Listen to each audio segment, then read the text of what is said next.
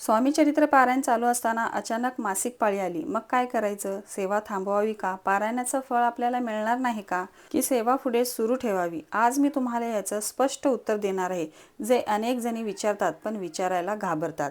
नमस्कार, स्वागत आहे तुमचं MS10 माझे स्वामी या चॅनलवर. कसे आहात सर्व? मस्त ना? मस्तच राहा आणि स्वामींची सेवा करत राहा. सर्वात आधी एक गोष्ट समजून घ्या, मासिक पाळी ही अपवित्र गोष्ट नाही, ती निसर्गाने दिलेली एक शुद्ध प्रक्रिया आहे. आपण स्त्रिया आई होऊ शकतो कारण ही प्रक्रिया आहे, मग ती अशुद्ध कशी असू शकते? पण आपल्या परंपरेत काही नियम आहेत म्हणून आपला गोंधळ होतो. जर तुमचं पारायण चालू आहे आणि तुम्हाला मासिक पाळी आली तर घाबरू नका, स्वतःला अपराधी वाटून घेऊ नका, स्वामींवर विश्वास ठेवा. तर त्या दिवसात काय केलं पाहिजे? आपण पारायण वाचलं पाहिजे का? पारायण केलं पाहिजे का? तर त्या दिवसात आपल्याला ग्रंथाला हात लावायचा नाही.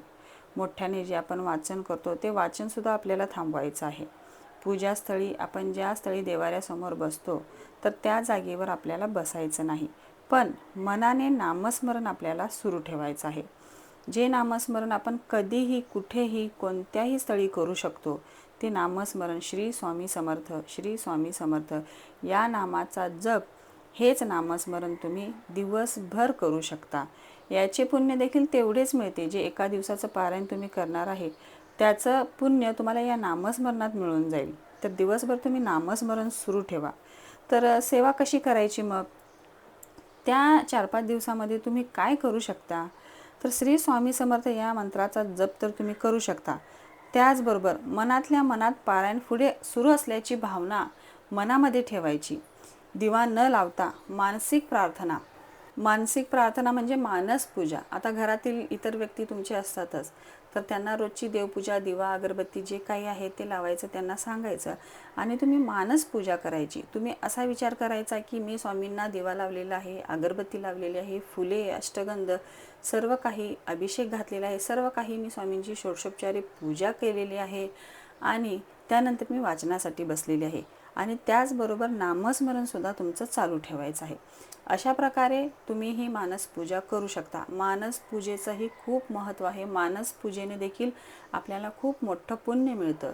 मानस पूजा म्हणजे फक्त विचार केला असं नाही, तर एका जागी तुम्ही शांतपणे बसा, डोळे मिटा, स्वामींना आठवा, तुम्ही स्वामींचा फोटो, स्वामींची मूर्ती तुम्ही आठवा. असा विचार करा की तुम्ही स्वामींच्या समोर बसला आहेत आणि मग तुमची जी पुढची पूजा आहे ती पूजा तुम्ही सुरू ठेवायची आहे. तर यालाच म्हणतात स्वामींची मानस पूजा. स्वामी भावना पाहतात, शरीर स्थिती पाहत नाहीत. आपल्या मनातला भाव हेच स्वामींना हवं असतं. आता पाळी आपली संपली. पाळी संपल्यानंतर आंघोळ करून घ्यायची डोक्यावरनं. जिथे थांबला होता तिथूनच पुढे सुरू करायचं आहे. आता समजा तुमचे 4 पारायण झाले असतील, तर तुमची आंघोळ झाल्यानंतर, तुमचे पिरियड्स पूर्ण झाल्यानंतर 5वा पारायण तुम्हाला वाचनासाठी घ्यायचं आहे.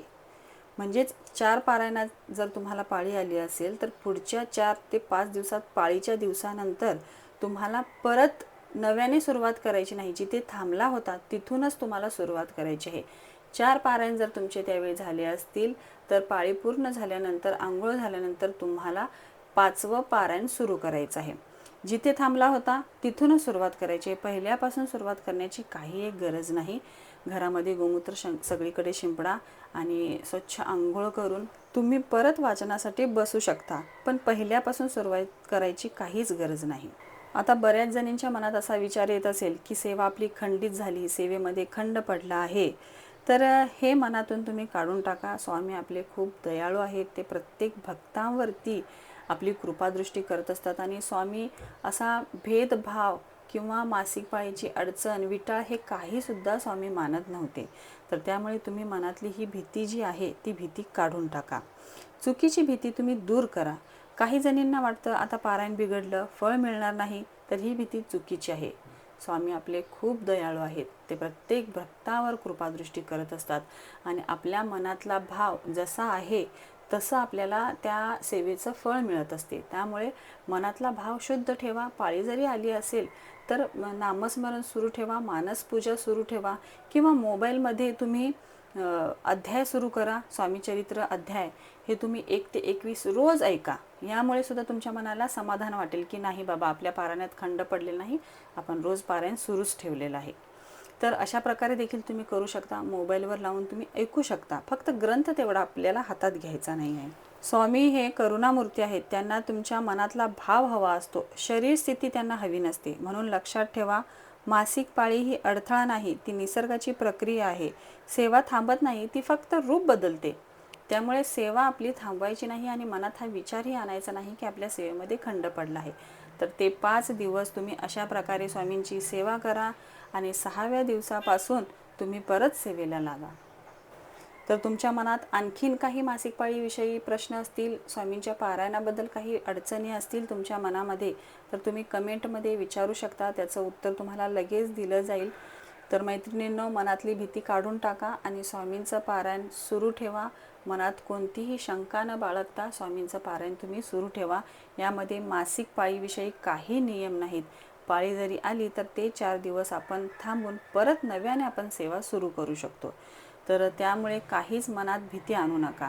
तर आजचा व्हिडिओ इथेच थांबवते. आजचा व्हिडिओ तुम्हाला आवडला असेल तर चॅनलला लाईक, शेअर आणि सबस्क्राईब करा. कमेंटमध्ये श्री स्वामी समर्थ लिहायला विसरू नका. सर्वांना श्री स्वामी समर्थ.